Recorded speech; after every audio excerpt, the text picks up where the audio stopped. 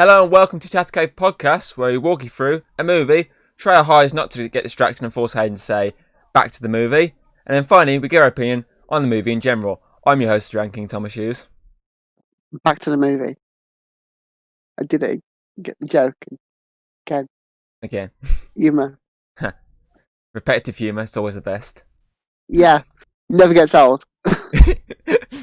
Never. Not like us. No, we'll die, but yeah. Yeah. Live fast, eat ass. We're already off topic. Anyway, today we're discussing The Meg, released in 2018 and serving as an adaptation of the best-selling novel by Steve Alten. An adaptation that has been in the works since the novel came out in the 90s, I believe. And I use adaptation very lightly because after listening to the Audible version earlier this month, there's a lot different, I will say. The plot's very similar, but a lot of it is very different. I.e., the location, for example. In the film, it's set in like China area, right? But in the book, it's actually California. So a big difference there. So anyway, talking to the movie itself, it was directed by John Turturlube. I don't know how you pronounce that. I just said Lube randomly. Turturlube boy. Turturlube boy, we'll call him. Who directed Cool Runnings, National Treasure, and its sequel, National Treasure 2, Book of Secrets. And, of course, he was Sorcerer Apprentice. A lot of Nick Cage movies here. Oh, if only they had Nick Cage in the film, it would have been so much better. Imagine his craziness. Obviously, they went more of the action side of it. That's why they went with Jason Statham. Yeah. But, I mean, imagine Nick Cage's craziness, like roaring at the shark. Instead for Jason Statham. Yeah, you got it right. Hey. Anyway, I could do so. he also directed a single episode in the failed Rush Hour series, as well as the incredible horror series Harper's Island. The movie stars, as we just said, English hard man Jason Statham from Fast and Furious 7, 8, and its spin-off Hobbs and Shaw.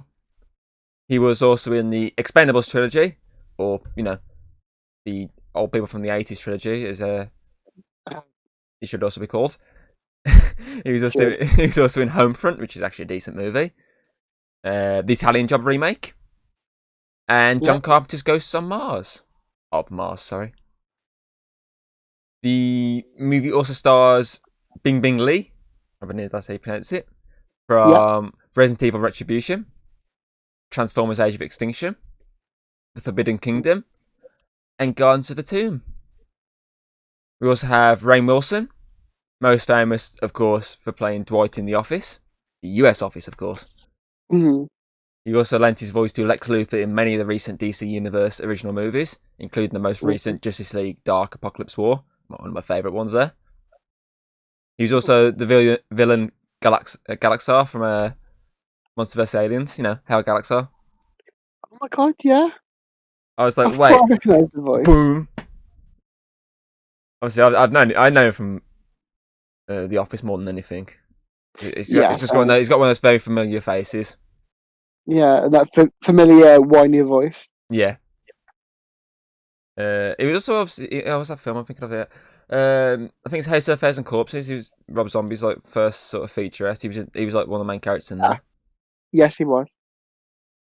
Just remember that's correct, actually. Yeah, I remember. He was like the fish boy thing. It was weird. Anyway, lastly, to cut this intro short, we have the great Cliff Curtis from Fear the Walking Dead, Doctor Sleep, Fast and Furious Hobbs and Shaw, where he played like The Rock's brother or relative. He was one of The Rock's relatives. And he was also a mechanic in it. He was in the it was a sort of cult movie now, Deep Rising, which though has really terrible CGI, is still a fun movie. 90 CGI, huh? Wow. Look, a lot of films we watch. Terrible CGI. Yep. And he's going to be in the next 4 Avatar movies whenever they decide to come out. In like 50 years. Something like that. The movie focuses on a group of scientists exploring the Mariana Trench where they encounter the believed extinct megalodon And when they accidentally allow it to come to the surface, they have to track it and kill the beast before it kills anyone else. Because it's definitely not going to bear to kill anyone in this movie. You sure?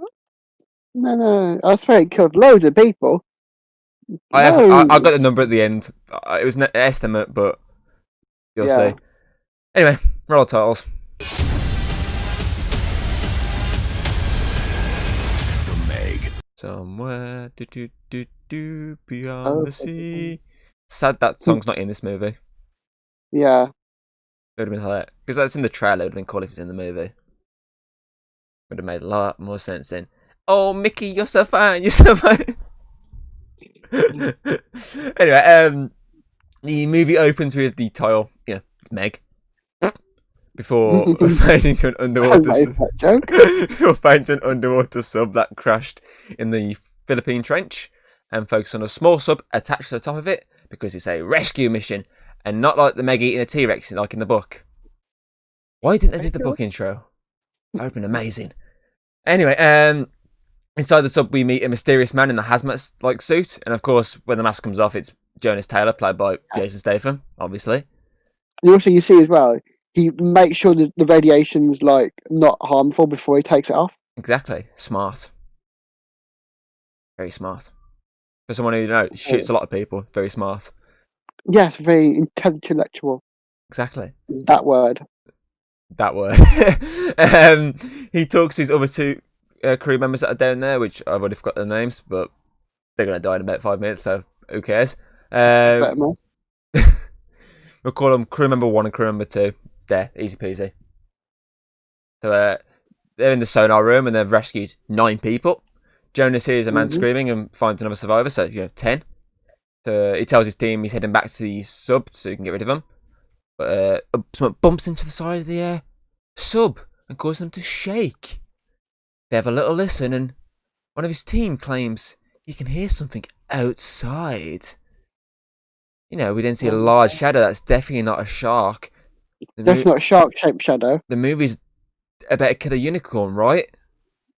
Obviously. You've seen Legends Tomorrow. Exactly. The unicorn hits the side of the sub and causes it to start leaking water. Yeah. Jonas watches as the hull gets crushed right in front of him. I don't know why I'm going really mysterious with this. I'm just going to keep going with it. So he tells his team to get to the sub. And when he gets there, his team are trapped in the sonar room. They can't get out. He goes to the hatch to try and free them, but he freezes, realising there's 10 in the sub, 11 including him. He must sacrifice the 2 down there to save the many. The big blip gets closer on the sonar, so Jonas locks the hatch to the anger of Hella, played by Robert Taylor, who we last saw when we covered Rogue, since, he's John fucking Wayne. John fucking Wayne. As well as when we covered Kong Skull Island, where he played the ship's captain. And we do thank you for the 1,000 views on that, even if, the average view duration is like 30 seconds. Who cares? Views of you at the end of the day. Cheers. Anyway, Jonas disconnects the sub and they leave. The big sub explodes. I don't know why I said explodes. Explores explosion. And wait, was that a giant shark that was in the explosion? Totally not a unicorn. I was going to say, I'm pretty sure this film's about unicorns. It's called The Meg Unicorn, right? Really? I thought it was My Little Pony. Yes, I think we watched the wrong film. I think we watched different films. Oh shit! I think we did. Not again. I watched My Little Pony. It's Rob Zombie's Halloween all over again. 2 different versions. God damn it. Anyway, explosion, shark. Back to my normal voice. And you know what, Hayden? Obviously, a little fun fact for you. At the end of the first Meg book, on Audible, there's like a little prequel book at the end called Meg Origins. And this sequence is pretty much a replica of that sequence. It's not, obviously they didn't use the intro to the actual book like with the T-Rex. Instead they used the whole plot of the Meg Origins prequel book. So it's not as if they just made up this whole story at the start. They've actually taken the sort of plot where, he's in the water, Meg attacks, his team dies, he gets called crazy, But obviously, this version of Jonas eventually, gives the bottle, whereas the book version actually, studies the Meg. But I do prefer this version of Jonas because the version of the book's quite an arsehole and I don't like him. He's a bit of a dick in the book. Which I'll point out many other changes in very shortly. We now... Is he like Alex? Is like one of those pricks you don't like?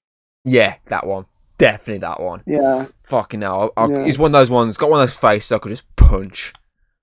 Yeah, like James as well. Oh, come James, on his face, I don't know. Oh, look, I got a body pillow. Look at my body pillow. What's that? Mason, hey? Help me, he's got me kidnapped. Shh.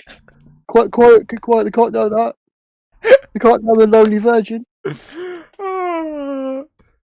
Anyway, we now cut 5 years later to Shanghai, China, where we see a helicopter leave a building and fly over the city and over some water and to Skull Island. I mean, a large rock cliff. Not Skull Island. The shot made me think of Skull Island instantly. Because it's the random big ass rock. The helicopter continues over the water and eventually makes it to Mana 1, a research station 200 miles off the coast of China.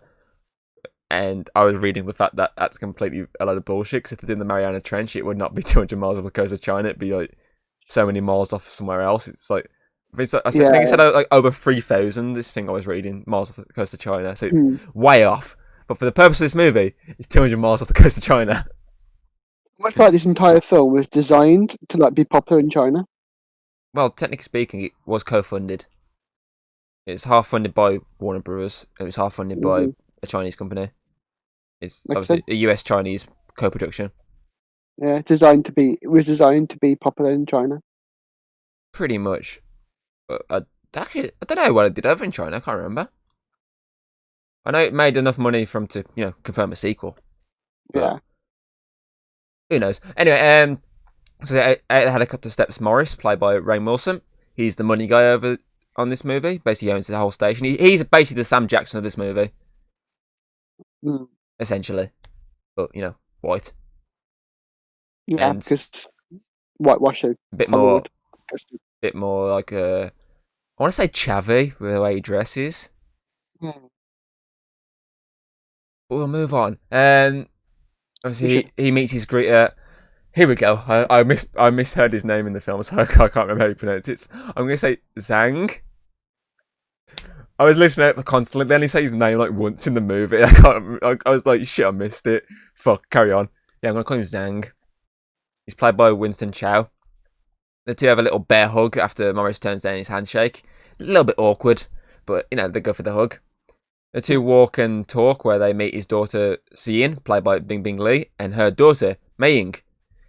His daughter is the chief biologist of the station, and as soon as Morris meets her, he basically attempts to speak Mandarin, but it doesn't go well, and Xiyin asks her dad in Mandarin if he understood a word he just said. And obviously this piques Morris's curiosity. He's like, what's she saying? And they look at each other like, and then Meiying's like, oh, she likes your hat. And they're like, oh, okay, that's cool. And they, walk off, and he's like, phew! And Dwight being a prick. Basically, the three adults head into the elevator, which Morris calls ugly, as he states that this place should have a world-class entrance since it's a world-class institute. Zhang agrees, and as the elevator door opens, Morris looks upon, the world-class entrance he asked for. They walk through O level, and it's like this tunnel up to this observation glass deck place, and they watch whales swimming.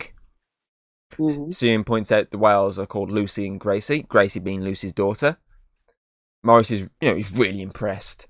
And the three head to the control room where they meet the crew. The engineer and sub-designer, Jax, played by former Batwoman Ruby Rose. Dr. Heller, who is the crew's medical officer now.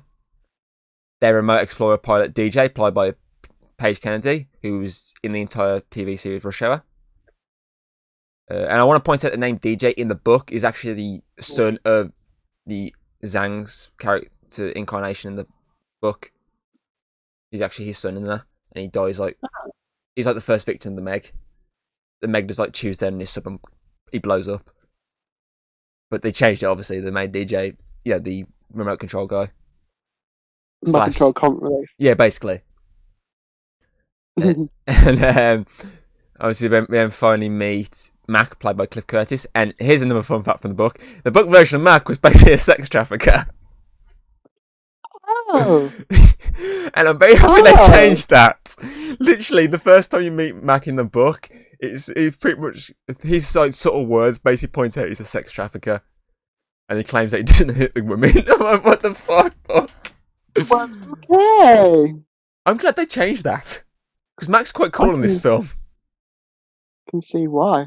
Yeah, so I'm gonna move away from sex trafficking and back to Mac handing the two men, the comms so they can listen to the mission pilot, Laurie, who they refer to as Laurie Taylor, even though she's technically divorced. I don't know why they keep referring to her as that, but they do. She's played by Jessica McName, who's playing Sonya Blade in the new Mortal Kombat movie due this year. Okay. And again, the book difference. Again, in the book, Jonas is actually still married. Oh. He's actually still married, and his wife's basically having an affair. And she's trying to basically get a divorce, but the only way she can get a divorce is proving that he's crazy. No. That's like a whole plot point. And you'll see later on with a certain death, we've got that in the water, that person's death. Mm. That's actually her death in the book. But obviously you've had the comic relief. But yeah, anyway, back with the movie. In the sub we also meet the war, played by, here we go, Alifa Dari Alifas. Fuck me names. And Toshi, played by Mazi Oka, who played obviously Hero in Heroes. Mm-hmm. Also known from Hawaii Five-0. Also from Austin Powers, who made the Godzilla joke. Didn't he just play Hero in that joke though? Was that what he was meant to be? I swear that was like No, basically meant to be taken. that was before Heroes. Was that before Heroes? No, it was 1998 or 1999. Fuck. Okay. Yeah, it was set in the 90s. Fuck. Okay. Yep. Before Heroes. That's okay. Why before? Why before then? Anyway, so Morris learns that Laurie used to work for an environmental group, but they would remain unnamed due to legal reasons. The wall then asks Morris to ask her if she ever blew up a ship with a homemade torpedo, which is very much liked by Morris to point out the fact that, you hired a good one here. The sub goes deep into the trench, and they tease that they're maybe approaching the bottom, which leads to Zhang telling Morris that his theory is the bottom of the trench is basically a huge cloud, and there's an actual deeper part of the trench, a new world, so to say. Ooh. They speak about that they are about to see if he's correct, which Morris asks, okay, so what happens if you're wrong? And Zhang's like, oh, well, you just wasted $1.3 billion. And Morris starts having a laugh, and he's like, he's kidding, right? And they all just walk away, and he's like, oh, shit. And Mac then obviously prepares his team. He's like, okay, Origin Crew, you ready for a insertion? Which causes Toshi to start giggling and say insertion, which leads to the war laughing. And Laurie pointed out, literally, all you think about is sex. And Laurie's like, what? And he's like, oh. So he's like, sex, food, power, and money. Which leads to that boom hand explosion thing. And she gets a little has a little giggle, Laurie does, but DJ's the one giggling up top. And Laurie then reluctantly says insertion again to more chuckles from behind. The sub then enters the cloud and eventually makes it through to everyone's joy, because below them there is life beyond the trench. And the ward deploys the lights, and obviously research crew and us as viewers get to see this visual new world. Welcome to Jurassic Ocean. Jurassic Park. And obviously they begin to move. They do swim in herds. Yeah, they begin to obviously move forward in the sub up until the point where they obviously like land right below by some land, so they can drop the rover, allowing DJ to start piloting, and we get some visual close-ups as suddenly the sonar begins to beep, beep, beep, beep, beep, and the Origin crew is like, okay, there's something big heading towards us very fast. DJ turns the rover. He turns the lights on the rover, sorry, but it's taken out by something. The Origin begins to move. when they tell them that it's a landslide, but Laurie points out landslides don't make 90-degree turns. The blip then strikes them from behind. Laurie tells her team to look at the damaged rover before the blip hits them again. The team panic before Laurie tells them that Jonas was right, and they lose contact with the Origin. No. Mac then gathers the team in the meeting room, where Hela reveals that they're still alive. Jax then reveals that if they try to tow the sub, it will likely explode. They can't, do that. They also can't use the sub's hatch because it's fucked. So there you go. The other issue here is the fact it's the depth. It's really far down. No one's ever gone that far. But Max says there is one. Hela realizes who's on it. It's sounding like the book here. It's like a book narration. It does sound like it's a book narration. I'm just gonna go with it. It's a bit different. Hela knows who he's on about, and he's like, no, because it's Jonas. He had pressure-induced psychosis, which is what he diagnosed him with. They two have a little argument before Zhang backs Mac in the argument and tells them that they must go to Thailand and get Jonas. So, Q. Oh, Mickey, you're so fine, you're so fine, you're so fine. Hey, Mickey. Hey, Mickey. Because I don't know why that song was chosen. And we cut to Thailand, where we meet Jonas 5 years later. 5 years later is from the point we've last met him, not 5 years later from the point that this sub got stuck. Because they'd definitely be dead down there if this is 5 years later. Okay, so we're going to wait 5 years, then we're going to get Jonas, okay? Good.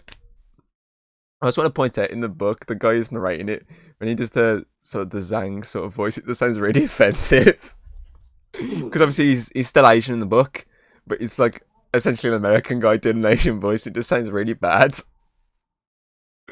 I was like, whoa, that's a bit dicey. Anyway, back to this movie. Obviously we see Jonas sleeping with his beer in his hand. Obviously this woman switches it out because he's drunk it. And he wakes up when his boat arrives and he heads on out. And the guy obviously complains that, you're meant to fix this boat. Like yesterday. He's like, oh, I'll do it today. He's like, you said that yesterday as well. He goes, you drink too much. Oh, you're only saying that because I've got a drink right in my hand, literally at this moment. Because technically he does drink too much. And he heads on his little scooter and brum, brum, brum, brum, brum, brum, brum, away. He sees a helicopter by his apartment. And inside, he meets his old friend Mac, who's not a sex trafficker in this version. And Zhang. In fact, he said he's a metal dog in disguise. Oh, yes. And we also meet, he also meets Zhang, who's not an offensive American guy doing the voice. I'm positive. He knows that there's a problem because why else would they be here? He explains that, whatever you're going to say, I'm basically going to point out that, I'm going to ignore you. Whatever you say, I'm not doing it. You're going to appease to my better nature. I'm going to say no. You're going to appease to me with money. I'm going to say no. So Matt pulls out a recorder of Laurie and the Origin. And he's like, oh, no. Zhang explains the situation and basically appeals to his better nature, which he said he wouldn't agree with, but he does. Manipulation. He rolled on that 20. Oh, yeah. Get that D&D joke in. Gotta do it somewhere.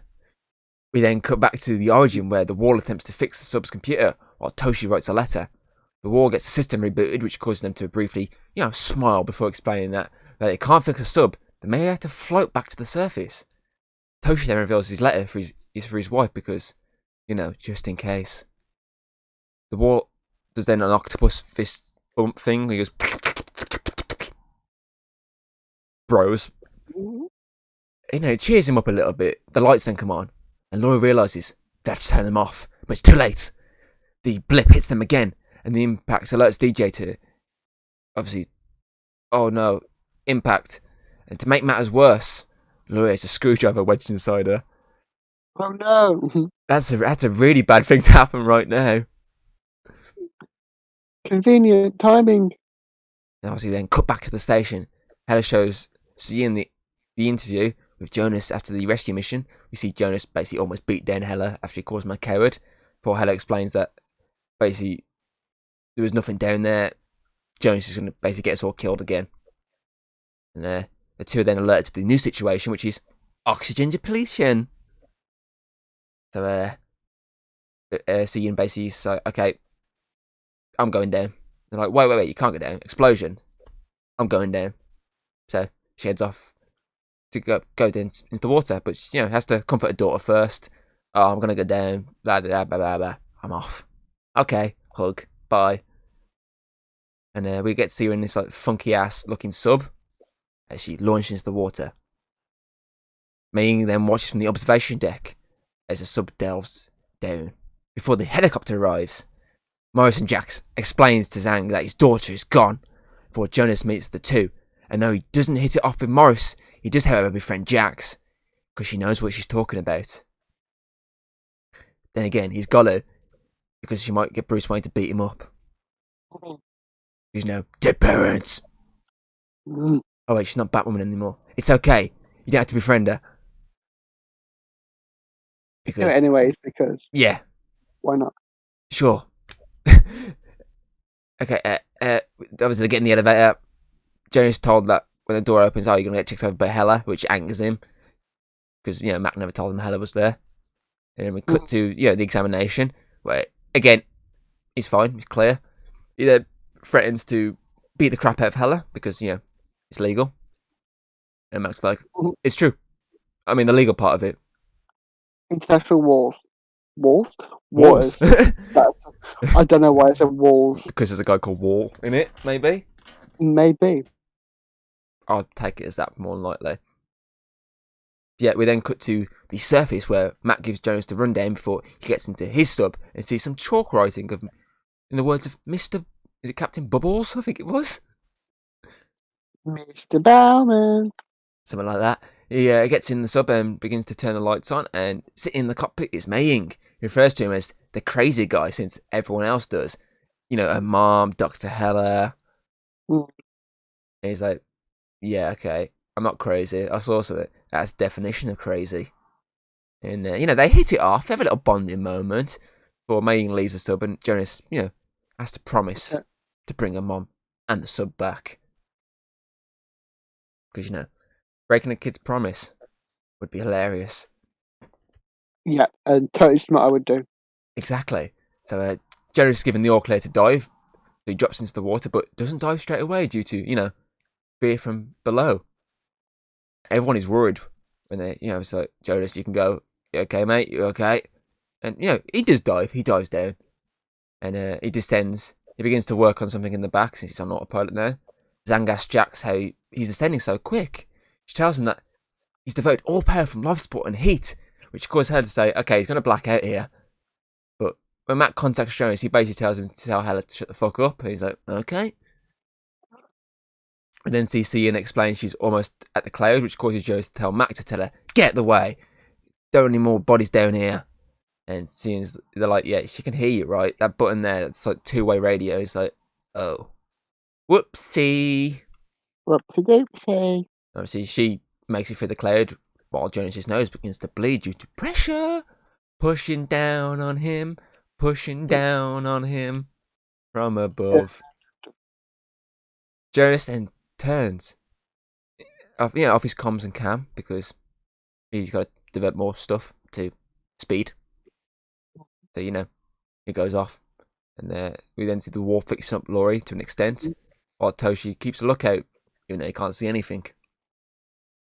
She eventually finds the origin and begins to prepare to tow her, but as she goes to, fire that hook of hers, she's hit by something. She reveals that something is down there, and what is it? Oh, it's a giant squid. No, it's squid. It's a giant squid that wraps around her and starts to crush her. They're telling her what to do to try and get out of this, but she can't. But as quick as it grabbed her, it lets go, and ink fills the screen, and the large megalodon swims over her with a tentacle in its mouth. Jonas comes back on the comms to reveal, obviously, what it is, as well as mock Hela since, he's not crazy.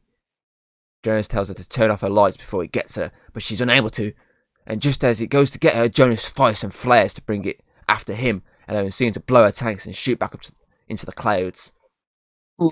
Jonas then latches onto the origin and has to cut through the hatch And when he does, he and Laurie have a I told you so moment before he helps her out. He then helps the wall out, but as Toshi goes to leave, the Meg returns and he puts the note in the wall's back pocket and shuts the hatch before blowing the the thing that keeps them together so the stair sub can go. And Toshi then lights up the Origin and says he's sorry to his wife before the Meg hits the Origin and causes it to explode, giving us a third death. The station then asks if Toshi's okay since they have nothing on him, but we suddenly cut to the surface where the war gives Zhang the note and Singing confronts Jonas over the fact he did not bring Toshi back. It's all his fault. It's not as if Toshi did fucking sacrifice himself. For an obvious reason. Exactly. Learn to understand that he sacrificed himself. God damn it, Toshi! You bastard! Why couldn't you go back in time? Why? Go back in time. He's not a hero. Oh yeah. My mistake again. Anyway, we cut to Hela checking on Laurie before Jonas enters and asks how she is. As Jonas attempts to leave though, Hela stops him and apologises for, not believing Jonas, calling him crazy and getting him kicked off. And Jonas is like, okay, you saved Laurie? We'll call this feud even. He's like, okay. So we then cut to Jonas taking a shower. To be honest, I thought you said Houdini. Houdini? What? Yeah, I thought you said then. I was like, why'd you say Houdini for? And then I realised you said this feud even. Houdini, that's a good one. Yeah, Jonas taking a shower as his doorbell rings. When he answers it, Suyin barges in and walks past him and starts apologising before she realises, oh god, you're naked. Yeah, to an extent, because he's currently wearing a towel.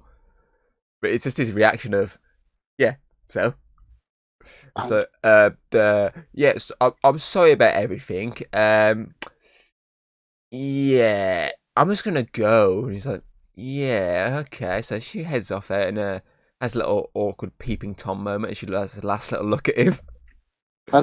Because, someone's heading off here.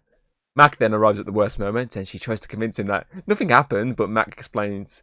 He's like, okay. Jonas and Laurie lasted a year, that was it. And she's like, I didn't even ask for anything. And he's like, I know. And then I go to the meeting room where Cian explains everything about the Meg, including that it can cut a whale in half. I wonder if that's a plot point. Totally not. Zhang gets the team on, the new task, while telling them they have to move slowly since it's uncharted territory. Morris, however, butts in and gives a speech on how, money. And Money, people wanted to get this before us. May then drags Jonas down and stuff. Like, oh, thanks for keeping your promise. He's like, that's all right.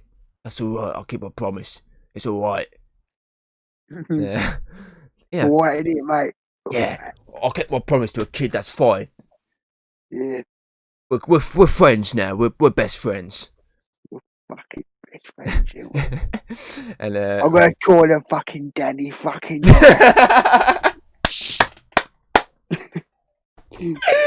Oh god! Why specifically Danny Dyer?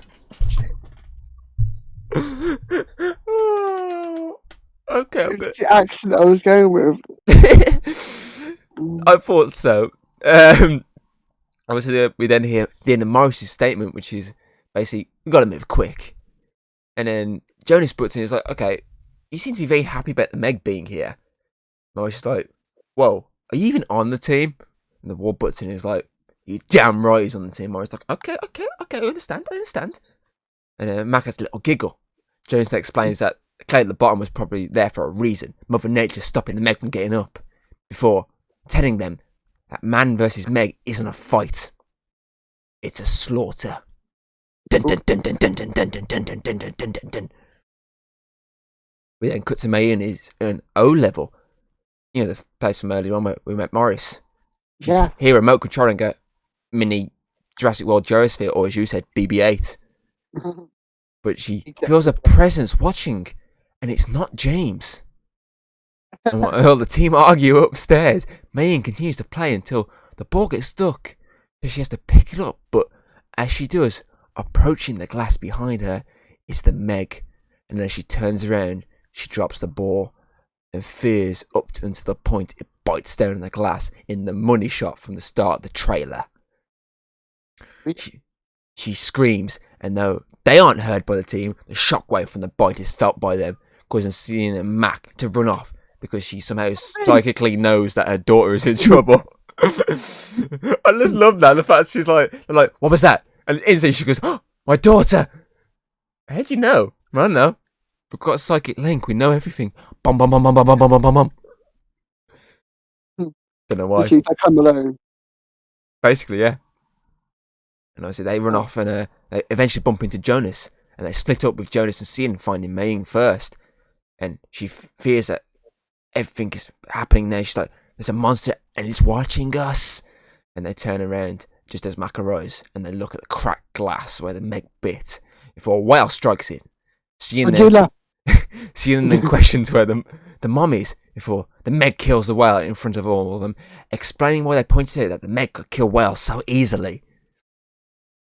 And cut to the control room where Mac enacts emergency protocols, and they question how it got up here before Jax points out when the sub came up the temperature was fine, but when the second sub came up, well, we had a temperature spike, and that's how the Meg got up. And they're like, oh, and Jonas is like, wait. When it hit the origin, it blew a vent. That's what caused it. Oh shit! But luckily, thermal vents. But luckily, the temperature's fine now. There's no sharks else coming through. It's fine. Everything's fine. Definitely, two sharks didn't come through. Definitely. Jonas then tells them they need to kill the Meg, but Cian refuses to not explore, non-lethal options first. An alarm then alerts them to a boat going down, so they head off to check it out. Cue the adventure music as the crew on a new boat arrive at this sunken boat and find dead sharks with 8 fins because shark fin soup. Fucking monsters. But the Meg got even since it killed the bad men. But I don't know how many. I only see one arm. There's probably multiple people, but I'm going to say one. The rest is all in. Yeah. Jonas then points out that Meg is in the distance. As they go there, obviously weigh their options. Obviously they can't get the cage up in time. Mario suggests a GPS track it. Because you know what? Don't watch Shark Week? So Mac's like, okay, if we can GPS it, right, but we've got to tag it. And we've got to be right next to it. But we can't get the boat there because it'll destroy the boat. So one of us has got to swim. Jack suggests drawing straws, causing Morris to yell. He can't swim. But that was his body making him say that. He doesn't know why he said it. Fact that he's Dwight. Yeah.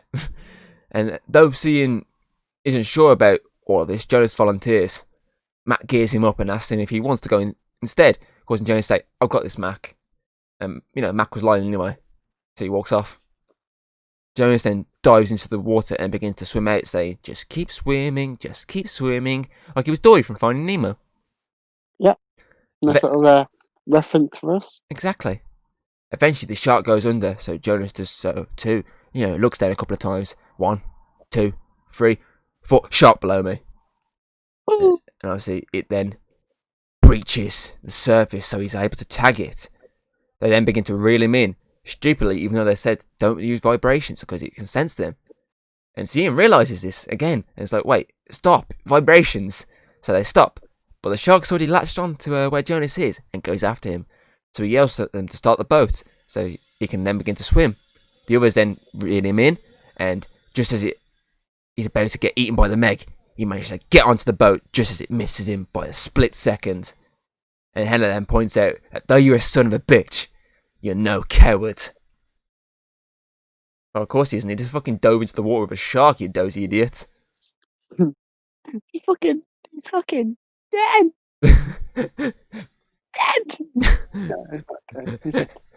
We then cut to Hella and Zhang discussing the dosage to give it the poison. Because, they've already gone off, tranking it. Now they're just going to kill it instantly. Hare tells him, choose the whole bowl. Kill the fucker. Without the swearing. Outside, Jack sets up the shark cage, which Jonas calls plastic, because it's just a basic plastic tube. And, she has to explain the situation. He's like there explaining why he doesn't like it.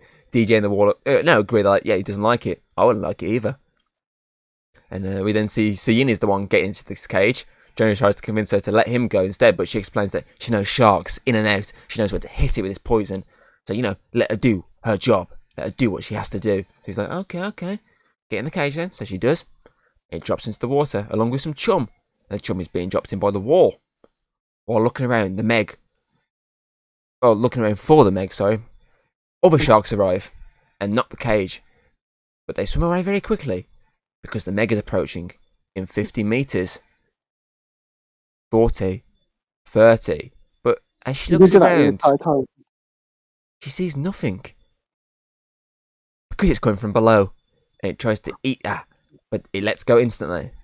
And she's like, okay, I'm going to aim for its eye. And she points a laser in its eye, and it swims away.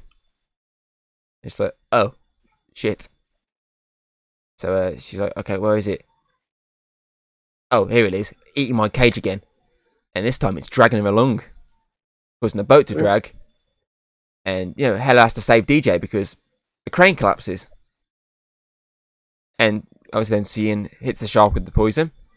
The shark then puts the cage in its mouth and tries to swallow it, causing Jonas to jump in. To Morris's, hell yeah! Mm-hmm. The shark continues to drag the boat, eventually causing the crane to strike Jax and send her into the water. But during the carnage, Cian's mask got damaged and she starts losing air. We then see the Meg breach and go after Jax, but she's saved by Morris just in time. And obviously back with Jonas, he finally reaches Cian and tries to get the hatch open, but it's damaged. And she passes out. Oh no! The crane then falls into the water and the cage starts to sink. The wall then comes up with a plan to bait the Meg, so they latch on some meat onto the second crane and they throw it in. And just as Jonas gets her free, the Meg goes for the trap and gets some rope tangled around it. But obviously the impact of the Meg taking the meat sends the wall into the water. Not for the first time. The shark now, obviously, as they hooked up, goes for Jonas and Cian, but it can't reach them because it's hooked. And then, lucky for them, the poison kicks in, and the Meg dies. The end. What, there's still another 40-50 minutes? Shit, okay. I'll carry on then. So, obviously, they're able to get to the surface now, so Hella can try to revive Cian as she fades to white. And, it's a little trick to think she's dead, but she isn't, because she wakes up to her dad, Hella, and Jonas looking over her, confirming that she did actually die. That's why we saw white, so it made sense.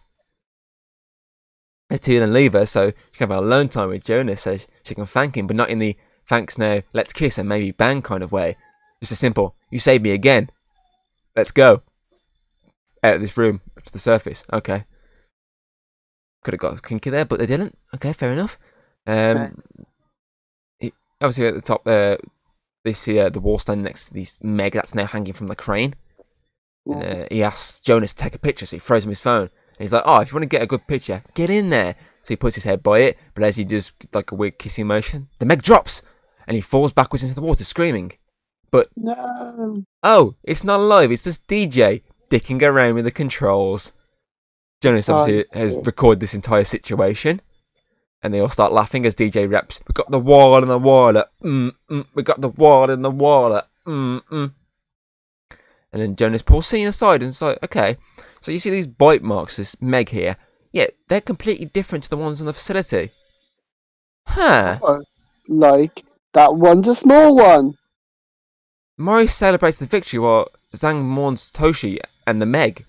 And as DJ and the War continue to joke around about, in flashing his leg for his dating profile picture, a second Meg bursts out from underneath him, clinging him, before, grabbing the dead Meg and sending the boat and everyone on it crashing into the water. Zhang is hit by a speedboat. Pretty much. Zhang is hit by a speedboat falling from the boat, while Jonas and Cian hold on to the deck for dear life, but she falls and causes him to do that cold diving motion as he does parkour to turn around. Fun little fact out of my narration voice. Obviously, as I said, this death of the war in the book was actually Jonas's wife's death in the film is Jonas's wife's death in the book. She died the way the wall dies in this. She's basically coming out the water and they're all celebrating that she's alive because she's actually in the cage. She does the cage bit as Cian does in this. She does that bit and she watches the Meg and almost dies, but she managed to get to the surface because Jonas not arrived and help her. But as she gets to like the surface of the water, the Meg just comes up and eats her. And another fun fact is, in the book as well, only one Meg actually makes it out from underneath the trench. There is actually 2 Megs in the book. The first, well, technically there's 3. It's a baby Meg at the end, but, you know. The Meg you see first, which is the baby sort of Meg, which is actually the male Meg, so it's not a baby, which is what this version is, I believe. That is actually eaten by the female Meg. That kills it underwater before going after the rest of them. That's how it works in the book, which is an interesting twist, because it's basically like a Black Widow, essentially. It just kills its mate. So, you know. Where do we go next? Okay, back to book narration voice. Eventually, everyone but Zhang and Jonas surface, with most getting on top of the bottom of the sunken vessel, where we learn DJ can't swim, even though he works at an underwater facility. But that means nothing, because he works in a lab, not the fucking water itself. And it's definitely not a race thing, as Dwight has to point out. Morris has to point out.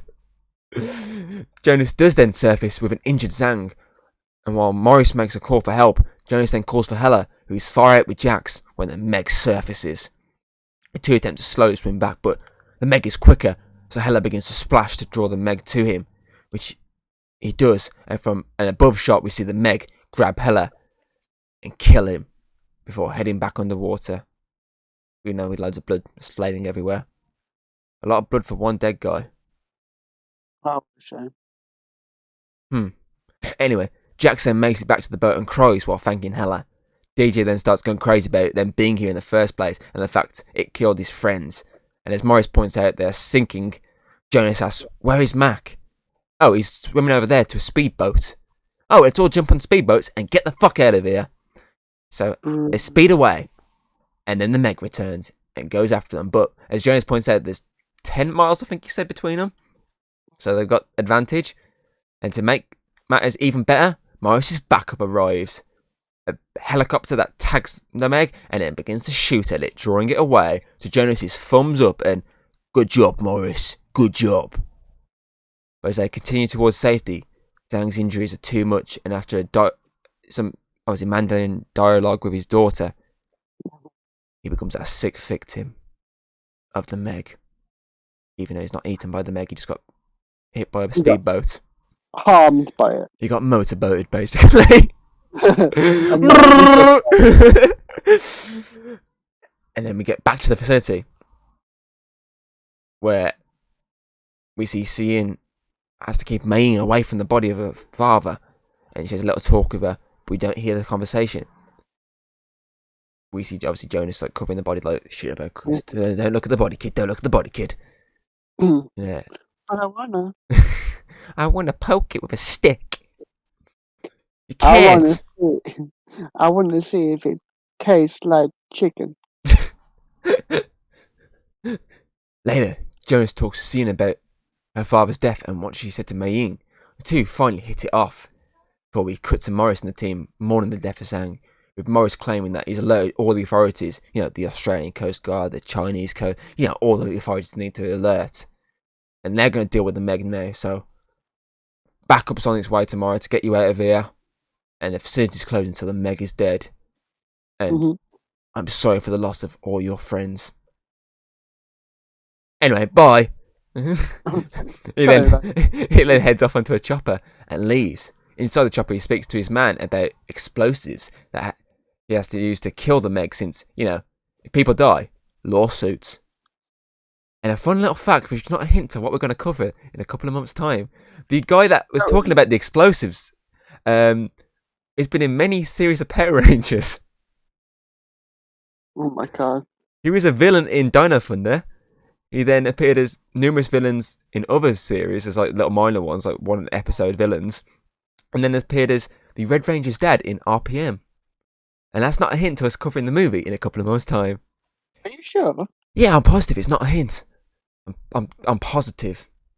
It might be a hint. We're covering Power Rangers for my birthday.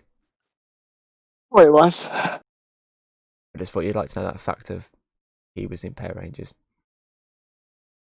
I remember watching it in the cinema and going, "Oh, I know him." Anyway, Back in the facility, we see Laurie and Mayim playing cards. When Jonas enters, Mayim wins, and Laurie sends her off to get a drink. For her, because she's bedridden. Laurie and Jonas have a heart-to-heart where Laurie tries to get Jonas to go out with Cian. Mayim enters and agrees, telling Jonas that her mum likes him. Laurie laughs, causing Jonas to say, "This is the worst moment of my life." And then we see Morris and his new team on a boat heading for the Meg, with a chopper dropping explosives from above.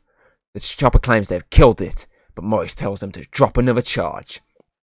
They do, and confirm the death, since the pilot is covered in chunks. He's like, "Yep, Yeah. I definitely got this." It's totally shark. Obviously, Morrison approached the quote-unquote dead shark and sends his man aboard to get a tooth. And, get a tooth for you as well, mate, for doing this job for me. And as he jumps over, we then see Morris and his other man watch sharks eating this dead quote-unquote shark. Before the other man returns and scares them, telling them, "Yeah, this thing doesn't have teeth. I think we killed a whale. Let's get the fuck out of here, please." So they accelerate, causing Morris to fall backwards into the water.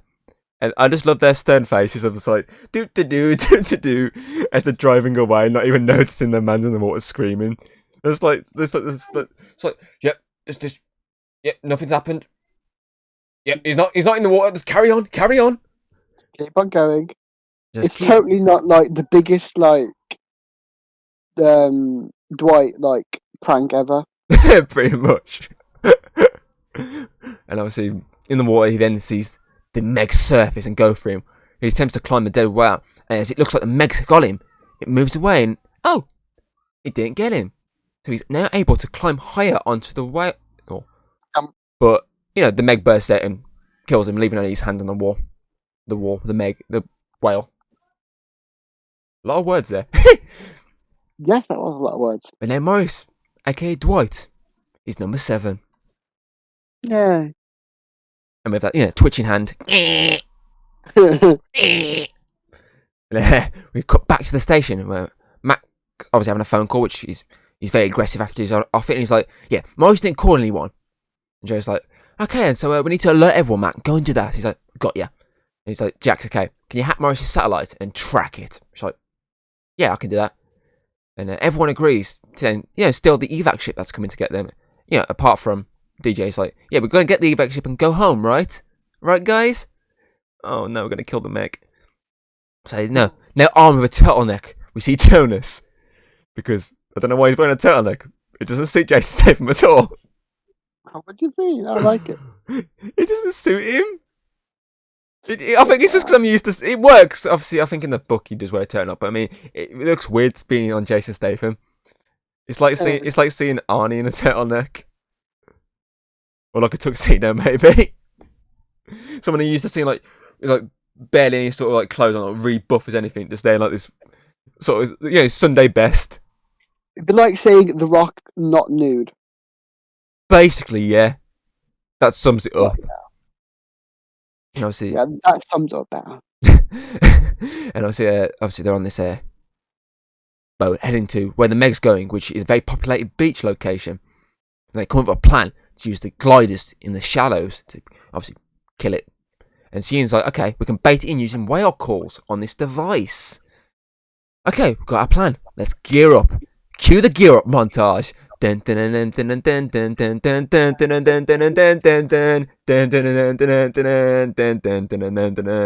that's Rocky. Anyway, Cian and Jonas have another lovers moment, which causes Mac to smile and laugh at them. And he's like, "What?" And he walks off. We then cut to Sanya Bay, where, is the place they were on about. And we see an above shot of the shark swimming. We then see, they aren't kidding about the amount of people here, because there are, a lot of people. We then cut to a boat where a wedding party is, and, we see the movie's dog. And it dives into the water, along with, the party guests. And it swims away before the Meg surfaces and heads in its direction, causing it to, doggy swim, like, uh-oh, better get out of here. And it starts to swim back to the boat, but at this point, everyone else has seen the shark, and they're like, "Shit, get out the water."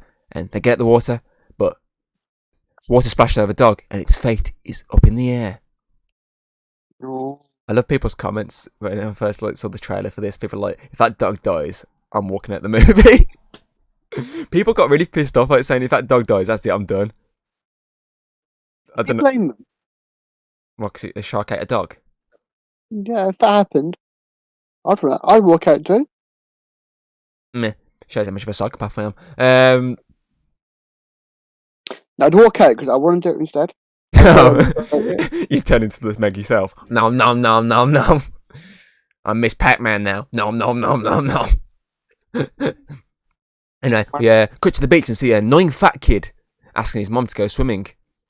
Who, for some reason, on Amazon, if you click the button that tells you like, who's in the cast, for some reason his character's name is Amazing Kid. I don't know why. Yeah. He's not amazing. He's annoying. Because he's like, No, I want to go, I want to go, I want to go, I want to go, I want to go. And she's like, okay, go, fuck off out of my way. You know, as normal mums do.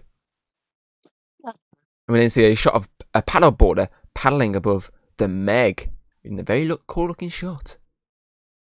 The Meg then swims below all the people looking up at the vibrations. We see a guy in a hamster ball being a dick. And if he's going to get popped. Maybe. We then see some guys chilling on platforms where they try to hit on some women on another platform. The boat then approaches and they start to prepare. So they start getting the gliders in and whatnot. And they're like, shit, okay, if all else fails, let's do this. But the Meg latches onto one of the anchors of the platforms and starts dragging it along. And it causes everyone to scream, slams into the other platform, latches onto the platform. To cut a long story short, it gets about 3 platforms before everyone realises, there's a shark in the water. In every native language of people present, they all start shouting shark. Yeah. So you have the English one. Starting off the American, everyone starts translating. Yeah, basically. Everyone starts translating, there's a shark below us, get the fuck out of the water. So, yeah, most start doing the right thing and swimming to land. But some people start climbing onto the very small platforms for safety. And as everyone obviously goes quite like, shh, the Meg bursts out and sends everyone on the platforms off and flying. And after a few jumps out of the water, it sends other platforms going as well. And what I can tell, it kills at least 2 on the one platform. I can't really tell with the others. I'm not counting them as dead for the fact it sort of just flings half of them. But I mean, those 2 on that one platform did like scream as it just chowed down. And I smashed my mic out of my way. It just chowed down and obviously just chucked them. I take it as they're dead. I can't see anyone surviving that. But as I say, it's very hard to tell without any blood. But yeah, I'm going to say 2. It then nabs a woman swimming underwater. It then does another money shot as it swims through the swimmers with the camera shot coming from above. It then chows down on the hamster ball guy and gives us a nice little pop, which apparently they worked on for ages. From what I read, the director in that was like trying to get the right sound for the pop. And they worked on it for fucking hours apparently just to get it right. And it does give a very satisfying pop when it goes pop. It does, Jonas. If they got that wrong, if it was like a little pop, it would have stayed shit. But I mean, it got a right pop, and the fucking bit of the ball went flying as well, which was cool.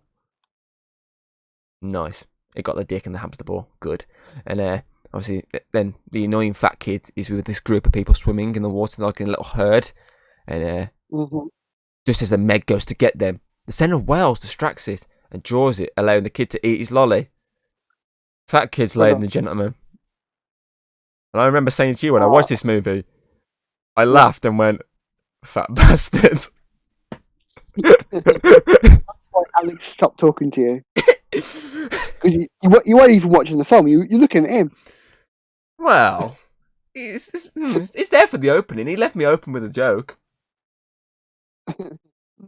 Never eat anything in front of me. I'll just call you a fat bastard. He does.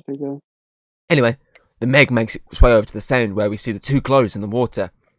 Jonas and Sean have a small joke before the Meg arrives and goes after her, so she sends basically it towards Jonas. She's like, okay, take the shot.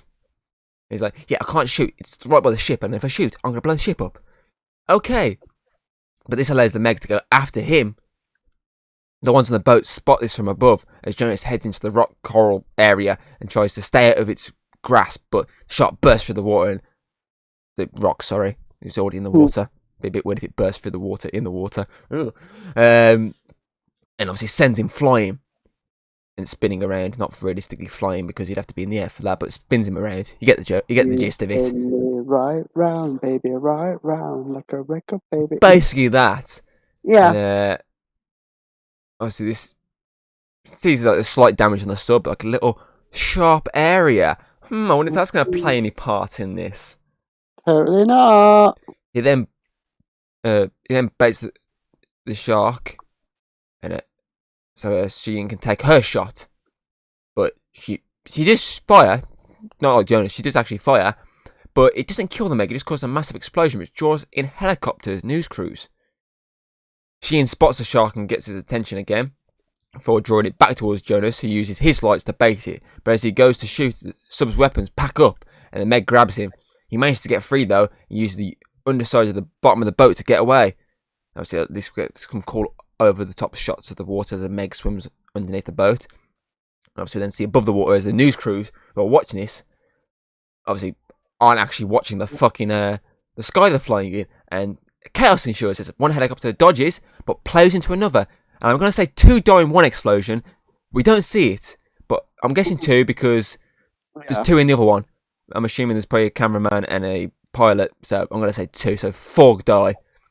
It makes sense. Yeah, and obviously one hits the water, blows up, and the other goes crashing down towards the boat, forcing them all on the boat to dive in. DJ humorously throws May in over the top to save her, picks her up and just yeets her over the top. And seeing hears all this from above, it's like, okay, I gotta go save May in. And Jerry's like, go save your daughter, go on. And as she does, Meg arrives and tries to get Jonas. And we then see him lead Meg away before DJ starts acting all scared, and Mayne tells him that the monster can hear them. He's like, no, it can't hear us, and she starts freaking him out a lot before Cian arrives, and obviously all 5 surviving boat members get on top of her, glider. But the Meg arrives and approaches, and obviously they call for Jonas to help them, but he's frozen for a few seconds before he explains that he's going to make this thing bleed like Mother Nature intended. And he charges the Meg and uses the said damaged part of the glider to cut it open. The Meg, though, at that point, the Meg eventually chomps down on the glider and starts crushing its glass, causing it to flood, forcing Jonas to break his way out of the glider. And with his knife in his hand, he lodges it into the Meg's head, causing it to start swimming quicker. He then takes a spear in the other hand and lodges it into its eye, causing it to swim upwards. And as it bursts out the water, he forces it further into its eye before they both come crashing down into the water below. Jonas then watches on as the Meg wiggles, but an incoming army of sharks, summoned by Aquaman himself, wrong film. Even though they use pretty much the same sort of Warner Brothers logo at the start with the water. But wrong film still. And, it came out the same year. Is the Meg basically the prequel to Aquaman? Yeah, but without the bitching. Yeah, good point. Good point there. But yeah, all the sharks start eating the Meg, and one of them accidentally knocks the spear further into the Meg's eye, causing it to die. A hammerhead shark then goes after Jonas, but Cian saves him by, ramming it into it with a glider before taking him back to the surface. We see the sharks eating more, as well as a shark leave the Meg's mouth. Could that be the way they equal the sequel? Maybe that was a baby Meg? Who knows? Maybe. Who knows? The glider then surfaces, and we see the others aboard the wedding boat. On the way, though, the dog is actually still alive, paddling its way towards them. But they did a dick thing and not actually pick it out the water. They just let it swim the entire way itself. Like a drowned rat. And then aboard the boat, they all warm up with some hot beverages and towels as Jonas, Cian and Mayne cuddle together. All while DJ flirts with one of the wedding guests with that weird, sort of wave he does. Jonas then says, we should go on a vacation before you have that moment where Mayne's like, should we ask my mom? And he's like, yeah, go on then. And we then see the married couple celebrating as the dog gets on the boat. And the movie ends with the word fin. With a little bait at first, it sort of makes it look like it's going to be like a shark burst out of nowhere, but nope. The word fin just appears, and the song Hey Mickey kicks in again. And I think I counted about 16 human deaths in the film. I counted 15, then I last minute added the man's arm in the water that made it. So I'm going to say about 16 is about roughly the amount, because I'm not counting half the people with the fucking flying in the air, because I think half of them survived. I think there's only like at least 2 or 3 of them have got fucking et. So I'm just going to go with that. So yeah. I agree with that. Yeah, that was what I was going to say. The difference for the Meg book ending. In the end of the book, he does a similar sort of kill, but he does it from the inside the Meg. Like the what's his face, Moby Dick or whatever. Yeah, he has like a shark tooth. He has that entire book, and inside the Meg, when he's inside, he's in like a glider as well. He then uses the Meg, this tooth, to fucking cut the Meg, and obviously just rip it open from the inside in like a different way. But obviously, again, in the book, there's an actual. The Meg has a baby, and that's like the plot point then for the second book is its baby. So that's why I'm thinking maybe that one, the shark one, the Meg's mate, maybe could be the baby shark, because then it's not as if, because the film then is open and shut, because obviously if it didn't do well enough, they could say, okay, ended with the Meg dead, it's fine, it doesn't need to be a sequel. But then obviously because it's going to get a sequel because they announced one, and it's going to be directed by an English director, obviously then they could say, oh yeah, that shark coming out of that was actually a baby Meg. So that's how we can carry on the story. So that's quite a smart way of doing it. So you ready for the overalls, Hayden? Yes, I am. So for me, I think the Meg's a fun summer blockbuster. Obviously, it did come out in the summer. It came out in August. And I preferred obviously the change they made from the book, but there's obviously a lot I would have preferred different. I would have preferred more horror aspect. But I still enjoyed the sort of action-ish we got. The acting is good. I think the acting is quite decent. Jason Statham, he brings his usual charm of British, I'm gonna beat the Meg up with my fists. And he fucking does. You're fucking daddy fucking that laugh at the end. The comedy, when used, I found humorous. I thought obviously Dwight was quite funny at times. Yeah. Well, the guy who plays Dwight, I just like calling him Dwight now. The guy who plays DJ was humorous also at times, I thought. He was like this whiny guy who's just like, I don't want to do it, but I'm going to do it anyway. Okay, I'm going to go. Oh, who's that remind us of? Someone. The score was decent. Obviously, it had that adventurous, but also action-ish theme to it. Again, they should have really had a bit of horror-ish music, but okay. The CGI was good, which it had to be since the shark is the main attraction, isn't it? If the shark looked really bad, like, for example, Deep Blue Sea level of CGI, then I think, it's game over, no sequel. And though the movie lacked, let's say, the horror, I think they did nail the action-adventure side of it. What they went out to do, obviously make an action adventurous shark movie with with no horror whatsoever, pretty much. I think they sort of got what they were going for, as I said, at the cost of horror.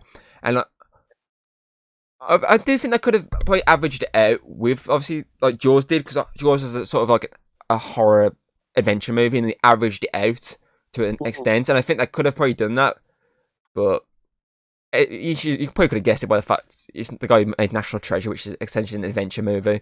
So it's explained why it's more action and adventure than, what I would have liked. Which kind of makes me sad that the Eli Roth version, the version that was going to be before this, is when this was in a different studio. Eli Roth, the guy who did like Cabin Fever, trying to think of movies he's done. Mine's gone blank. Hostel, I pretty certainly did. He was making a version, and obviously it was going to be a proper horror film, but eventually, obviously, dispute with the studios, mate, and he backed out, and eventually it led to it going to Warner Brothers, and the guy who did National Treasure back in it, and going with more action. But I would have enjoyed to see what he would have gone with horror-wise. That would have been quite brutal, I reckon. Especially with Eli Roth, he makes brutal movies, so it would have been brutal. I like the change from the book. I was just said there's some bits in the book I was like, whoa, there's no need for that, like the sex trafficking stuff. I was like, I'm glad they got rid of that. It made no sense whatsoever, and it wouldn't have worked at all in this movie. There's quite a few cinematic shots I like the paddleboard one. I like that shot of the Meg below the paddleboard. That was quite a cool looking shot. So to end this overall, because I've kind of said what I wanted to say, it's great to finally see a Megalodon movie on the big screen that washes the taste of the really bad Sci-Fi Channel movies out of my mouth.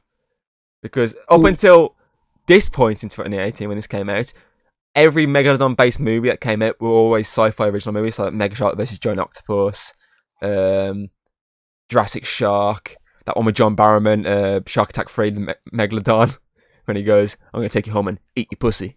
That one. Oh, God. Yeah, that one. The one when they use stock footage for the shark. One. Literally every Megalodon. Oh, was that? There's one with the guy who played Crowley in Supernatural as well, which was a very similar idea to this, in the sense of a sort of facility, but it was an oil facility. Again, it adds shit CGI, but it was one of those average ones. Again, early 2000s, what do you expect? But yeah, for the fact that obviously this is the first sort of, major Megalodon movie, I'm happy with what I got. So I'm gonna give the Meg. At the moment, I'm gonna stick with a solid 8 out of 10. I do think that could have gone a lot better, like horror, what I want from a shark movie, but it could have also been a lot worse. Cough, cough, all those sci-fi shark movies. But Definitely. I still think it's a fun, August blockbuster. So yeah, 8. I agree. For my overview, basically how I see it is the film. It's a classic action film, really. Yeah, pretty much. It's a simple action film. Like, they had two ways they could have done. They could have gone the Jaws way, or they could have gone this way. Or they could have gone like the classic horror film, but no one's gonna go that way because it's boring. Sorry, Tom. But I think because considering the fact that all the other Jaws films couldn't recreate the Jaws film, I'm glad they went the action pack side, the sort of comedy kind of side as well. Like, they're not taking themselves too seriously. It doesn't. You know what I mean? Yeah, I know what you mean. They're not building up as like this big, like, epic action film. That they know what they are, and they're just letting it happen, letting it go, and they're not building expectations for people viewers. You know what I mean? Like, it just feels like a good action film. It's not like a corny, boring shark film that you've been showing me. Yeah, I will say, of all the ones we've probably covered this month, I will say it's probably my favourite one. Yeah. Everything about it is definitely a lot better than what I've seen currently. It was a breath of fresh water. don't breathe in the water, Hayden. You're gonna drown. Kill me. That's the point, Tom. Oh, okay, fair enough. Drink but the water. It was good enough film. There's not really much else to say, to be honest. It was good enough for me. So I'll give it a 7. Okay. So I expect that, because that's what I was totaling between 7 and 8. So I know from what I read, there was an actual version that was like had a lot more blood in that, but they cut it to basically get the. Hold on, let's see if I can find it on my shelf. I cannot. I think it's down below somewhere. I think it was a 15. I think it went within the end, like rating wise. I think it was either 12 or 15. And basically, they sacrificed essentially the more blood in that to get that lower rating, so they can get the more money. Because that's how it made its money. Essentially, was because it was easy enough to get into, essentially, pretty much. Which is why there's a sequel on the way. Which I'm interested to see how they go with that. So yeah, that gives the Meg a Chat Cave overall rating of 7.5. Yep. Which is our highest of the year so far, yes. I had to think then. I don't know why I had to think. I know the other ones. Yeah, I respect that. That's a decent rating. So, my question of the day for you, Hayden, is how do you think they're going to approach the sequel? Do you think they'll go more like this, or tip more in like a different scale, like more horror, maybe? Because it's different director. It's not an action director. It's like a guy who's pretty much directed one thing for Netflix recently, and that's it. How do you think they're going to approach you? If it's a different one, then it's going to be different. Unless like the studio tell them to do it like similar to the first one, it's going to be different. I prefer it to be the same, but because it's a different director, every director has their own little spin on how they do stuff. And he might think, yeah, we'll do this. We'll go for the whole action packed. But he also, well, the director might actually go, do you know what? We'll go more suspense horror instead. I don't think So I don't think suspense would really work for the Meg. To be fair, I don't think it's too big of a shark to really suspense. same. But I mean, I feel like I go in some more, like add a bit more horror to the path of it. Like maybe a bit more. Obviously, when it's killing people, add a bit more like, blood and whatnot. But I mean, I don't think the suspense would work at all with this sort of franchise for the fact the shark is way too big to be suspenseful of. I think there's something underneath us. No, man, I definitely think there's something underneath us. I can see a big fuck off shark right there. That's what I mean. Yeah. I don't believe that it works. Like the whole horror side to it. I feel like they could add some elements of horror. It would be more just action. That's more action, really. Just more gory action. I wouldn't really call it horror. Well, yeah, but I mean, look at that, like some more scary sort of sequences. Like it literally looks like really life or death, and maybe it is, maybe it isn't. Who knows? But yeah, I do agree. Maybe I might. I got a feeling I could stick with the same sort of approach, but maybe like alter it just slightly enough that it's like the director's own spin on what's already set up for him. It really just depends on how they approach the sequel in general. Do they approach it like the book, The Trench, which is what they call the second Meg book, which is about the baby Meg? Or do they approach it completely differently, but still focus on a new Meg, which obviously they're going to have to explain where it came from, which the easy explanation is that shark that came out the mouth. Who knows? We'll find out whenever it comes out, which is probably like a couple of years down the line. We'll see.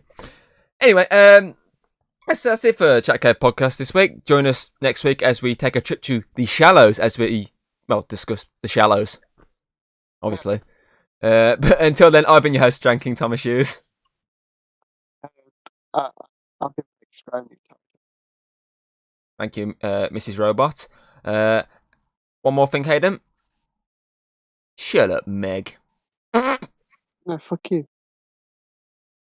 No. No.